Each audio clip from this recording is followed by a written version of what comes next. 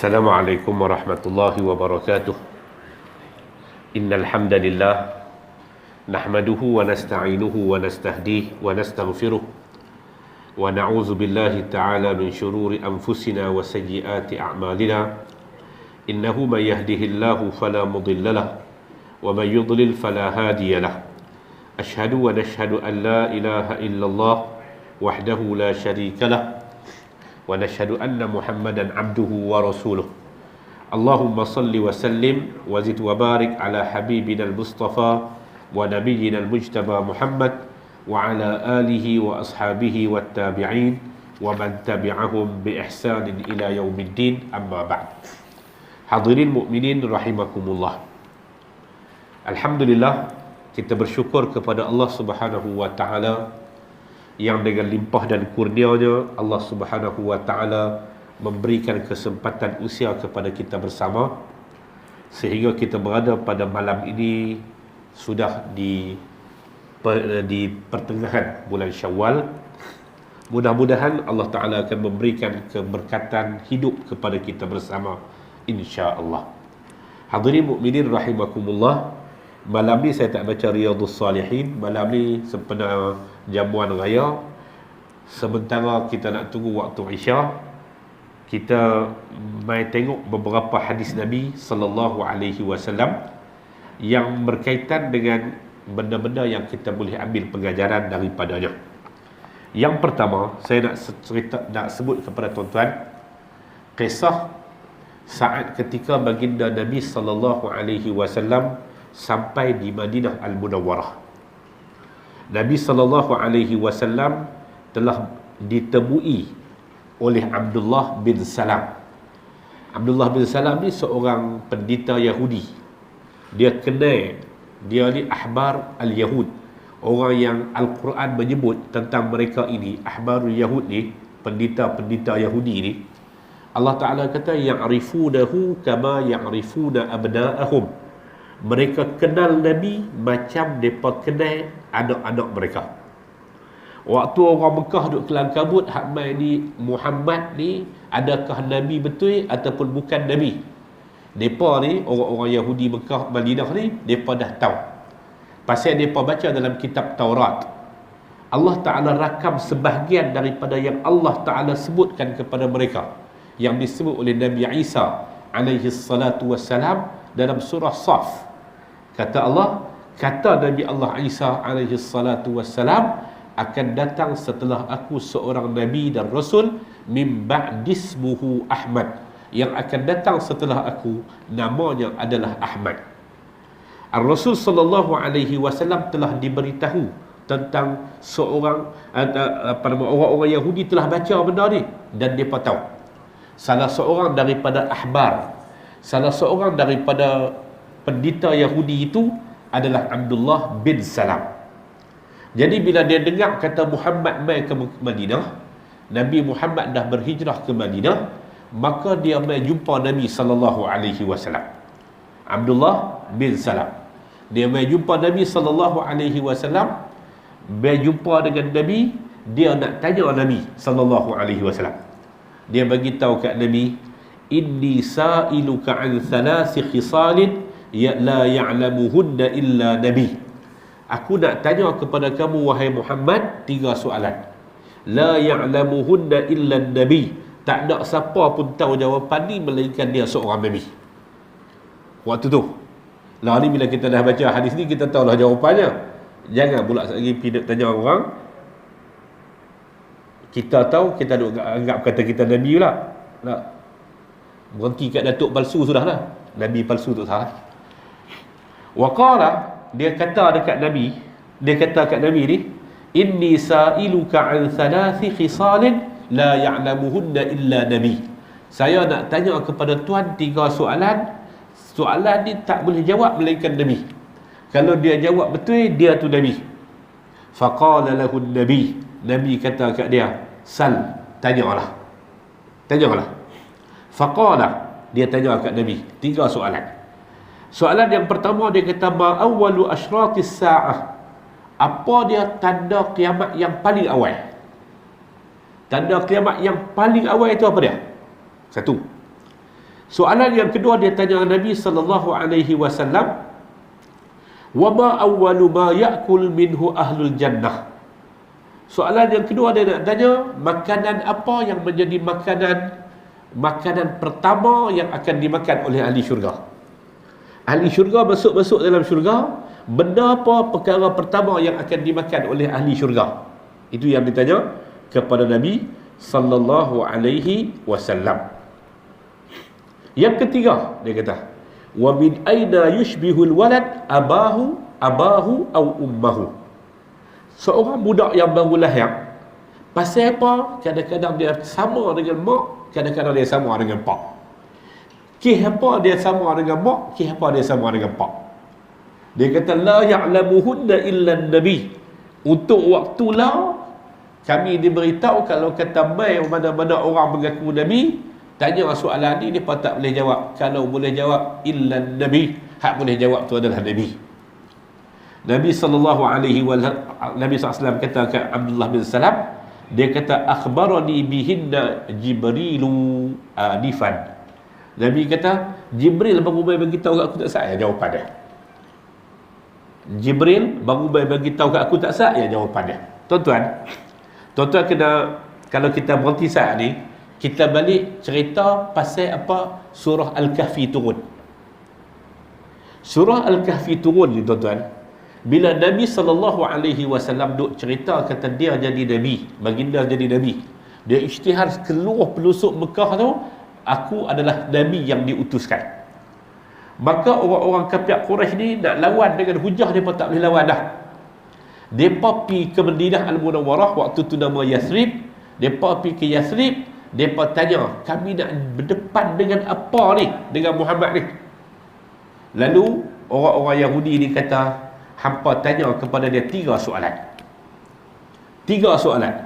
Soalan yang pertama, hampa tanya tentang apa dia yang telah berlaku kepada pemuda yang tiba-tiba hilang, Ashabul Kahf. Yang kedua, tanya tentang orang yang telah berjalan di antara timur dan barat. Siapa orang tu? Apa cerita dia? Yang ketiga, tanya tentang ruh. Yas'alunaka 'anil ruh. Tanya tentang ruh. 3. Hampa balik tanya kat Muhammad, tak ada siapa pun tahu jawapan ni melainkan dia Nabi. Kerana hak ni cerita-cerita yang telah berlaku umat yang sebelum daripada itu. Balik tanya dia. Depa pun pereh unta, balik tanya kat Nabi. Sampai di Mekah Al-Mukarramah, dia tanya 3 soalan ni dekat Nabi. Nabi SAW kata, aku akan jawab esok. Lalu Allah Ta'ala menangguhkan jawapan itu untuk 16 hari. Tunggu hari pertama tak ada jawapan, tunggu hari kedua tak ada jawapan. Hak pok-pok Quraisy yang pergi tanya, mereka tanya soalan saja, jawapan mereka tak tahu. Tanya hari ketiga tak ada jawapan, akhirnya mereka press pula pergi tanya apa sebenarnya jawapannya. Sampai hari yang ke-16 barulah wahyu turun dengan Allah Ta'ala tengok baginda Nabi SAW, wala taqulanna li syai'in inni fa'ilun zalika ghadan illa ayyasha Allah wadhkur rabbaka idza nasita wa qul asa an yahdiyani rabbi li aqraba min hadha rasyada. Surah Al-Kahf. Allah Ta'ala kata, jangan kamu duk kata aku akan jawab sesuatu soalan itu esok, tapi katakanlah dengan kehendak Allah, illa ayyasha Allah, kecuali dengan kehendak Allah. Dan ingatlah kepada Tuhanmu dengan ingatan yang banyak, ila akhir ayat. Lalu lepas tu Allah Ta'ala cerita tentang Ashabul Kahfi, iz awal fityatu ilal kahfi faqalu ila akhir. Kemudian Allah Ta'ala jawab tentang Zulkarnain, dan Allah Ta'ala jawab tentang ruh dalam surah Al-Isra. Wa yas'alunaka 'anil ruh qulir ruhu min amri rabbi ila akhir. Jawapan dia tu kita boleh tengok dalam surah Al-Kahfi. Cuma saya nak sebut kat tuan-tuan, memang di kalangan orang Yahudi ni, mereka sudah ada maklumat tentang apa yang akan dibawa oleh baginda Nabi. Atas sebab itulah Al-Quran kata, ya'rifunahu kama ya'rifuna abna'ahum. Depa kenal Nabi macam depa kenal anak-anak mereka. Depa kenal tentang muwasafat Nabi, depa kenal tentang ciri-ciri Nabi, depa kenal tentang syama'il Nabi, bentuk tubuh Nabi, depa kenal Nabi, depa kenal Nabi. Sebab tu tuan-tuan, ketika Nabi bersama dengan Abu Talib, pak mendakan dia pergi ke Busra, ke Syam, ke Syria, ketika itu bila depa tengok tentang Nabi, depa tanya ayah dia duduk di mana. Abu Talib kata, aku ayah dia. Depa kata, dia ni tak boleh, ayah dia tak boleh hidup dah. Pasal depa tahu semua benda telah diberitahu kepada mereka. Depa kenal betul-betul Nabi. Ya'rifunahu kama ya'rifuna abna'ahum. Depa kenal Nabi macam depa kenal anak-anak mereka. Masalah depa tak beriman, dan patutlah depa itu telah dilaknat. Ala inna la'natallah, patutlah laknat Allah itu kena kepada orang-orang yang mendusta. Balik kepada cerita ni, depa tanya kat Nabi 3 soalan ni. Yang pertama, asyratus sa'ah, syarat berlakunya kiamat, syarat besar ataupun petanda-petanda besar untuk berlakunya kiamat. Perkara apa yang pertama ahli syurga makan? Yang ketiga, anak tu dia sama pak dia pasal apa, dia sama mak dia pasal apa. Tuan-tuan, Nabi SAW kata, akhbarani bihinna Jibrilu anifan. Jibril baru bagi tahu kat aku tak sah ya. Faqala Abdullah bin Salam, Abdullah bin Salam kata, zalika aduul yahud minal malaikah. Jibril hanya duk sebut nama, sebab Jibril itu adalah musuh kepada orang-orang Yahudi di kalangan ahlul kitab. Allah Ta'ala sebut dalam surah apa? Dalam surah Al-Baqarah, Jibril, Mikail, atau apa? Allah Ta'ala, dan mereka sebut fa innallah Jibril itu aduan. Jibril itu adalah musuh bagi orang-orang Yahudi. Orang-orang Yahudi kata Jibril itu adalah musuh kepada mereka. Maka Nabi SAW sambung, Nabi kata, waqala amma awwalu asyratis sa'ah narun takhruju minal masyriqi tahsyurun nasi ilal maghrib. Asyratus sa'ah, syarat kiamat yang besar ni, asyratus sa'ah, dia ada yang dipanggil dengan alamatus sa'ah, ada yang dipanggil dengan asyratus sa'ah. Di kalangan para ulama ni berbincang, dan kalau kita boleh buat simpul macam ni, apabila dia sebut tentang alamatus sa'ah, tentang tanda-tanda kiamat, dia tanda-tanda kecil, dia berlaku lama. Macam dalam hadis yang kedua, kitab Matan Arba'in. Siapa baca Matan Arba'in, Imam Nawawi rahimahullah meletakkan hadis ini hadis yang kedua, hadis Jibril. Jibril tanya apa itu Islam, apa itu iman, apa itu ihsan. Lepas tu Jibril tanya, batas sa'ah, bilakah kiamat?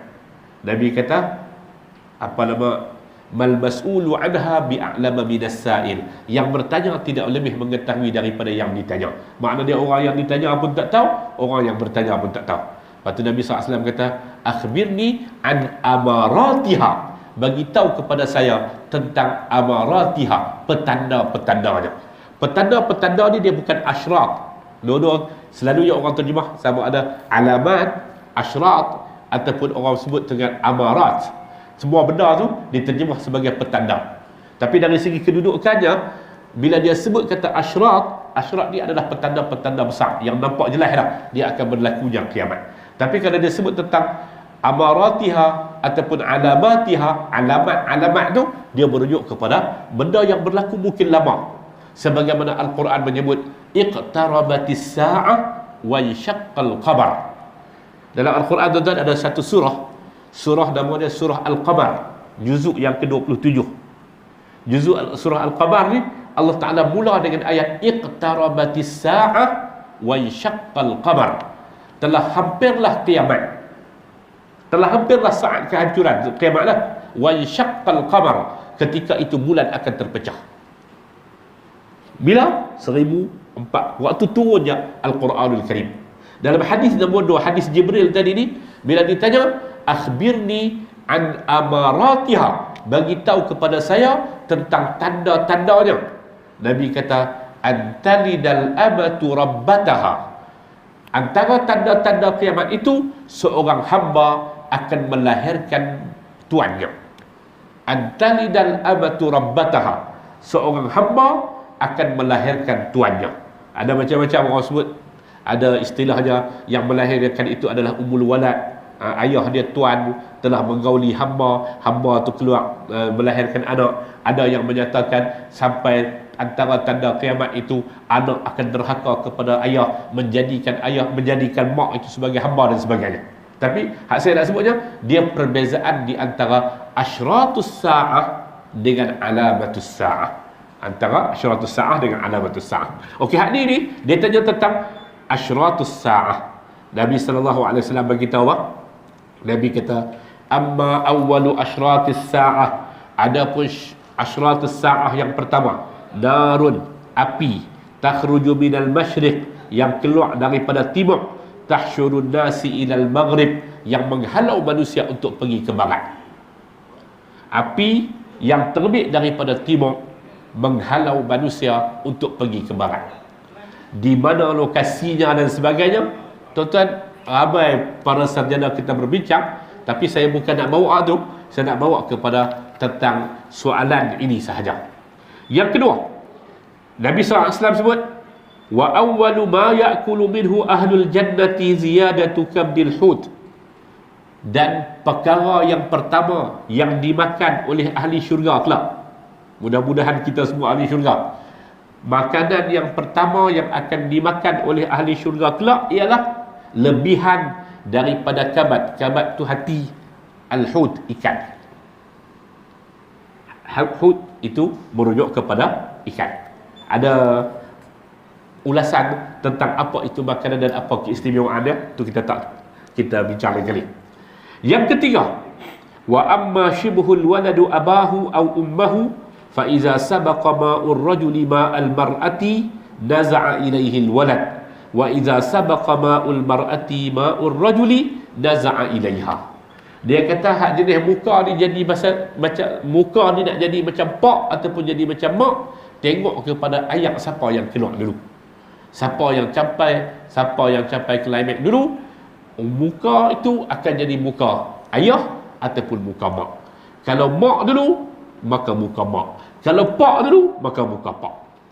Hadirin mukminin, faqala Abdullah bin Salam. Ini nak cerita Abdullah bin Salam ni orang yang mencari kebenaran. Abdullah bin Salam bila dia dengar jawapan Nabi, dan itulah yang dia dengar jawapan yang dia kata la ya'lamuhunna illa nabi, tidak mengetahuinya melainkan seorang nabi, maka dia kata asyhadu an la ilaha illallah wa asyhadu annaka rasulullah. Saya nak saksi bahawa tidak ada Tuhan melainkan Allah, dan saya nak saksi sesungguhnya kamu adalah Rasulullah. Lalu dia kata, ya Rasulullah, innal yahuda qaumun muhtad wa innahum in ya'lamu islami yahbitunani indak fa arsil ilaihim fas'alhum anni ayyur rajuli Abdullah bin Salam fikum. Lalu Abdullah bin Salam beritahu, dia kata orang Yahudi ni kaum yang bodoh. Kalau dia tahu tentang keislaman aku, mereka akan tuduh aku dengan pelbagai tuduhan.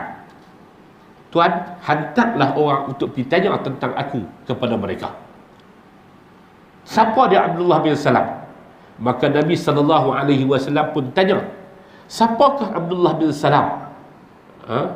Ada yang menyebut kata, dalam riwayat ada yang menyebut kata jadi pemain, ada yang menyebut kata Nabi SAW pergi tanya kepada dia. Ala kulli hal, bila ditanya, hampa kenal dah Abdullah bin Salam? Abdullah bin Salam, pendeta besar Yahudi. Dia pun jawab, khairuna wa badu khairina, wa alibuna wa badu alimina, wa afqahuna wa badu afqahina. Dia pun kata dia orang yang paling baik di kalangan kami. Bukan sekadar dia baik, wa badu khairina, pak dia pun baik. Orang baik, anak kepada orang baik. Alimuna wa banu alimina. Dia ni bukan sekadar dia alim, pak dia pun alim. Orang alim, anak kepada orang alim. Wa afqahuna wa banu afqahina. Dia orang yang paling faqih, detail faham dia. Orang yang paling faham tentang agama ini di kalangan kami, dan anak kepada orang yang paling faham di kalangan kami. Dia nak beritahu apa? Nak beritahu kata dia ni memang orang yang hebat. Orang yang hebat, orang yang baik, orang yang alim, orang yang paling faqih di kalangan kami. Faqala, Nabi kata kat mereka, ara'aitum in aslama tuslimun? Kalaulah dia masuk Islam, apakah kamu semua akan masuk Islam? Qalu a'adzahullahu min dhalik. Mudah-mudahan Allah Ta'ala pelihara dia daripada demikian itu. Mudah-mudahan dia kata a'adzahullah, Allah Ta'ala pelihara Abdullah bin Salam ni supaya dia tak masuk Islam. Fa kharaja Abdullah bin Salam. Abdullah bin Salam pun keluar. Abdullah bin Salam kata, asyhadu an la ilaha illallah wa asyhadu anna Muhammadar Rasulullah. Saya nak saksi tidak ada Tuhan melainkan Allah, dan saya nak saksi bahawa Muhammad itu pesuruh Allah. Dia pun tengok macam tu. Tadi apa jawapan dia apa? Khairuna wa banu khairina, a'lamuna wa banu a'lamina, afqahuna wa banu afqahina. Orang yang paling mulia di kalangan kami ada orang yang paling mulia. Orang yang paling alim ada kepada orang yang paling alim. Orang yang paling detail pemahaman ilmunya ada kepada orang yang paling detail pemahaman ilmunya. Bila Abdullah bin Salam sendiri mengucap, dia kata syarruna wa badu syarrina wa jahiluna wa badu jahilina. Dia kata dia ni orang yang paling buruk di kalangan kami. Bukan sekadar dia jahat, tak dia pun jahat. Yang kata orang Yahudi dia tuan, wa jahiluna wa badu jahilina. Dia kata dia ni orang yang paling bodoh di kalangan kami, anak kepada orang yang paling bodoh di kalangan kami. Dia kata begitu. Abdullah bin Salam kata, hadzal ladzi kuntu atakhawwafu minhum. Nabi Abdullah bin Salam kata, hak ni yang aku duk takut daripada depa ni. Perangai depa ni, depa tak boleh menerima kebenaran. Hadirin mukminin yang saya hormati sekalian, itulah dia Yahudi sepanjang sejarah. Dan Al-Quranul Karim, kalau tuan-tuan nak tengok tentang apa makna kata Al-Quranul Karim, la raiba fihi, la raiba fihi. Tuan-tuan, 1400 tahun berjalan, tuan-tuan jumpa ayat dalam Al-Quranul Karim, la tajidanna ashaddun nasi adawatan lilladzina amanu al-yahuda walladzina asyraku wa la tajidanna aqrabahum lilladzina amanu alladzina qalu inna nasara. Yang kata Quran ni la raiba fihi, tidak ada keraguan padanya. Tuan-tuan teliti dalam Quran, tuan-tuan akan jumpa ayat Allah Ta'ala kata orang yang paling kuat memusuhi Islam dan umatnya adalah orang-orang Yahudi. Wala tajidanna ashaddun nasi ada wala tajidanna aqrabahum lilladzina amanu, dan kamu akan dapati orang yang paling hampir kepada orang yang beriman adalah orang yang berkata kami adalah Kristian. Inna nasara, kami adalah Kristian. Sebab tu di kalangan dua ahlul kitab ni tuan-tuan, tetapnya Al-Quran, bila Al-Quran bagi tahu tentang perangai Yahudi, dia ala marrit tarikh, sepanjang tarikh. Dengan Yahudi tak boleh harap, dengan Yahudi tak boleh buat perjanjian, kerana ala marrit tarikh, sepanjang sejarah mereka akan memusuhi Islam.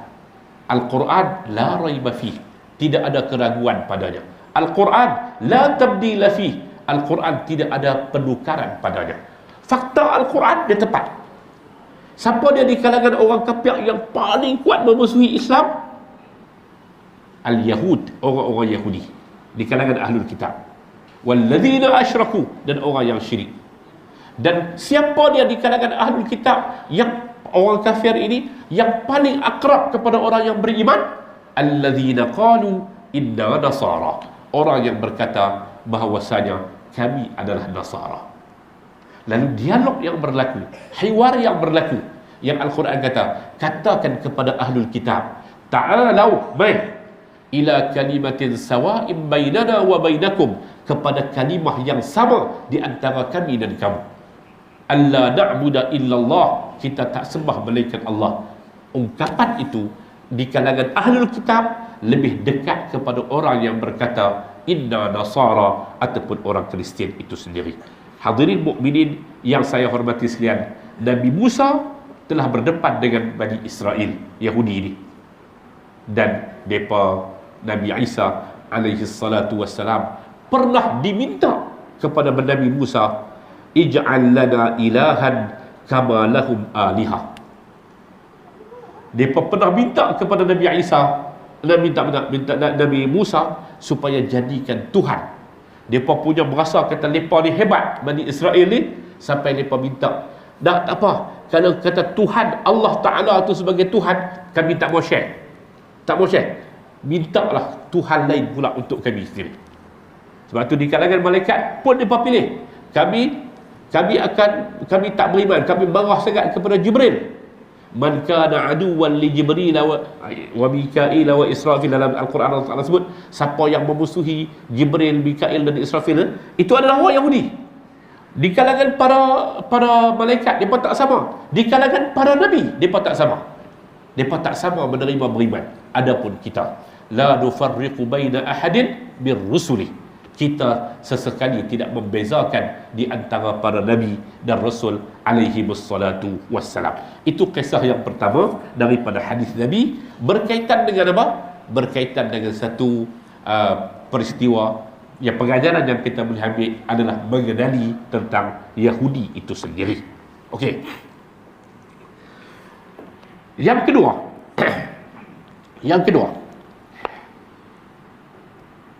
Umar bin Al-Khattab radhiyallahu anhu.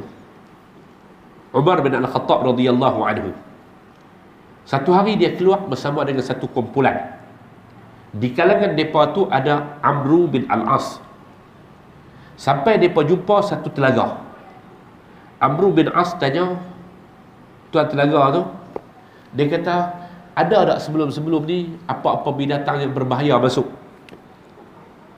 Apa yang binatang yang berbahaya masuk? Walaupun lah ni mungkin tak ada, tapi sebelum-sebelum ni kan macam mana agak, kita perlu nak tengok macam mana proses nak buat. Umar Al-Khattab kata, ya sahibal khawt, wahai tuan punya telaga, la tukhbirna, kalau pernah masuk binatang-binatang yang berbahaya, ataupun pernah masuk apa nama babi apa ke segala jenis hak sebelum ni, la tukhbirna, jangan duk bagi tahu kat kami. Fa inna naridu 'ala as-sibaq wa taridu 'alaina. Dalam Bukhari, dalam riwayat Bukhari, Umar bin Al-Khattab terus kata dekat Abdul bin As, dia kata, nuhina 'anit takalluf, kita dilarang daripada bersikap takalluf. Di hadis yang kedua saya nak buat malam ni. Apa dia takalluf? Takalluf ni tuan-tuan memberat-beratkan. Duit yang duduk dalam poket, duit ni sebelum ni duduk kat siapa? Apakah duit ni pernah melalui di mana-mana tangan token babi? Piduk cek. Cek tu dia panggil at-takalluf. Dalam prosesnya antara kita dengan kawan tu, penerimaan antara kita dengan kawan tu, hatta tentang transaksi itu adalah antara A dengan B.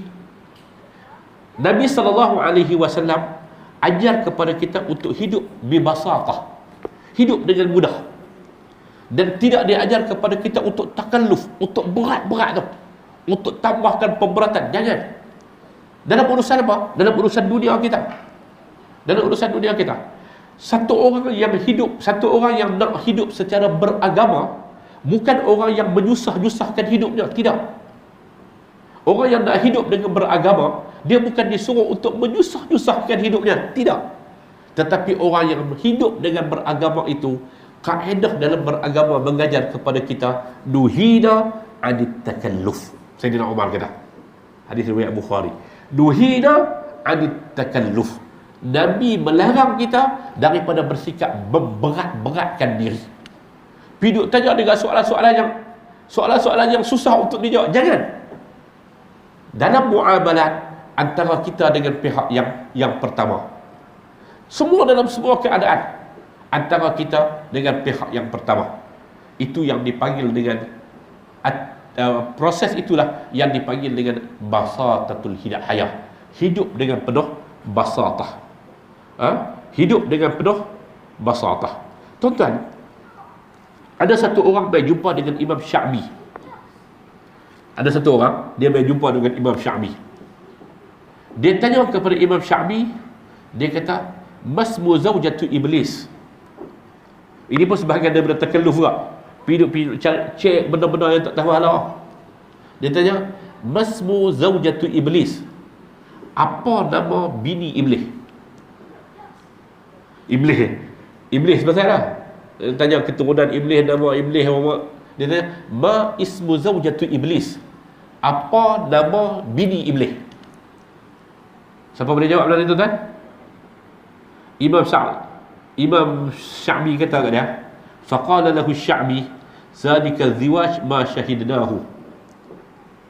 Dia kata, kita tak pernah tahu pun tentang, kita tak perlu menjadi saksi pun atas pernikahan iblis. Kalau dia nikah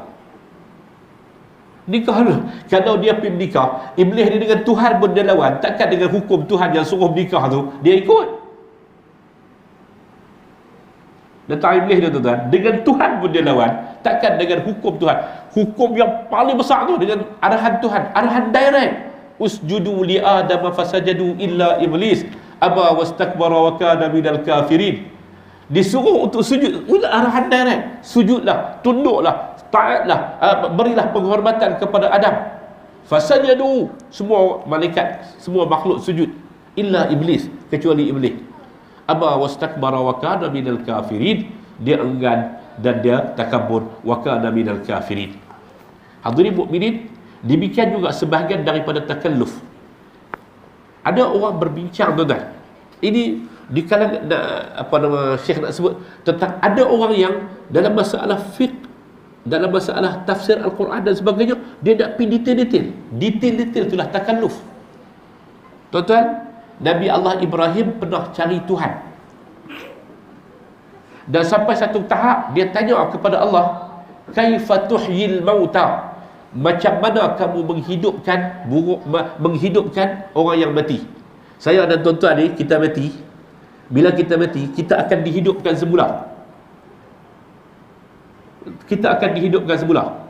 Segala Allah Ta'ala sebut apa? Kami menghidupkan semula itu lebih mudah daripada kami jadikan daripada awal. Hak jadi pada awal itu pun mudah, tapi menghidupkan semula itu lebih mudah bagi kami, kata Allah Azza wa Jalla. Tuan-tuan, Allah Ta'ala sebut dalam Al-Quran, Nabi Ibrahim ni, dia kata, arini kaifa tuhyil mauta, ya Allah, tolong tunjukkan kepada saya macam mana kamu menghidupkan yang mati. Allah Ta'ala kata kat dia, qala awalam tu'min, kamu tak percaya ke? Qala bala. Nabi Ibrahim jawab, bala, bahkan saya percaya. Walakin liyatma'inna qalbi, tetapi untuk memperkukuhkan qalbi, jantung hatiku, untuk memperkukuhkan keyakinanku. Qala bala, percaya, tapi untuk kukuh lagi. Qala fakhudh arba'atan min at-tayri fasurhunna ila kulli jabalin minhunna juz'a.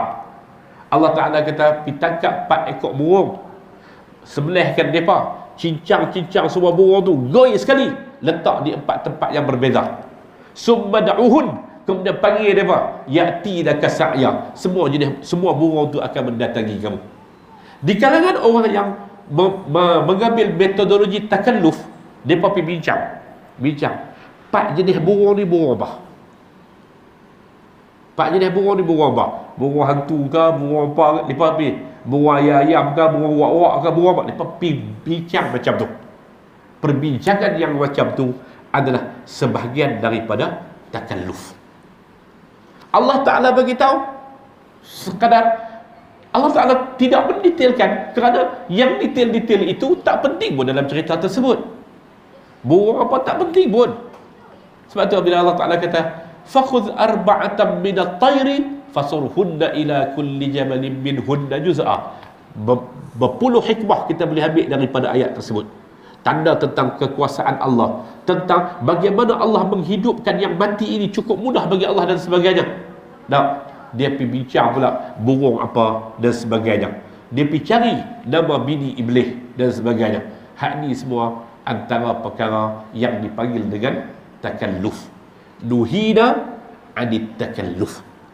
Kita dilarang daripada bersikap dengan takalluf. Takalluf ni memberat-beratkan. Termasuk dalam makna memberat-beratkan, macam nak meringan-ringankan hukum dengan cara pergi bincang bagi jauh, bagi nampak macam complicated sikit. Lepas tu akhirnya dia nampak macam dibolehkan. Contoh dia lah ni tuan-tuan, di Selatan Tai lah ni duk tengah bincang sakal sangat lah ni.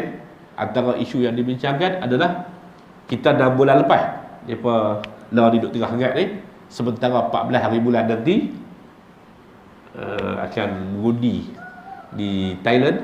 Dan di Selatan Thailand ni, antara benda yang dibincangkan apabila ada parti yang membayar. Ada dua jawapan Tok Guru. Ada yang kata dia bincang bagi pajak. Dia bagi ke kamu minta ke? Dia duk main istilah lagu tu. Dia bagi ke kamu minta ke? Dan waktu terima tu niat dia apa? Celaru. Jadi dia kata kalau kata dia bagi, itu tanda kata sedekah. Kalau minta barulah jadi rasuah.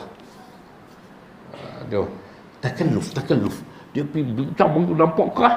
Akhirnya sebenarnya dia nak memperbaikan ataupun dia nak mempermudah-mudahkan pegangan agama ini. Yang ketiga tuan-tuan, di zaman Nabi SAW ada satu orang hamba Allah, sahabat Nabi sebenarnya, sebab dia beriman dan dia bertemu dengan Nabi SAW. Dia beriman dan dia bertemu dengan Nabi SAW. Maka dia adalah sahabi. Dia mati di atas iman. Dia di masalah dia adalah minum arak.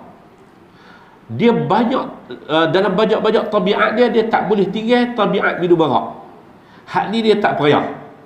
Sampai satu hari dia ditangkap dan dia dijatuhkan hukuman kerana meminum arak. Dia jatuh hukuman kerana meminum arak. Ketika mana mereka pukul dia, haddus syaribul khamar, had bagi hukuman kepada orang yang minum arak ni adalah dipukul. Ketika mana dia dipukul, pada waktu tu, faminhum mandar, ada orang yang pukul dengan tangan, ada orang yang pukul dengan kain, ada orang yang pukul dengan kayu sebagainya. Falamma sarafa, bila mereka selesai pukul, mereka jalan keluar, mereka kata akhzakallah, mudah-mudahan Allah Ta'ala hinakan hang. Faqala lahumun Nabi kata kat mereka, la taqulu hakaza, jangan kamu kata macam tu. La tu'inu alaihi syaitan, jangan kamu membantu syaitan untuk terus menyesatkan dia.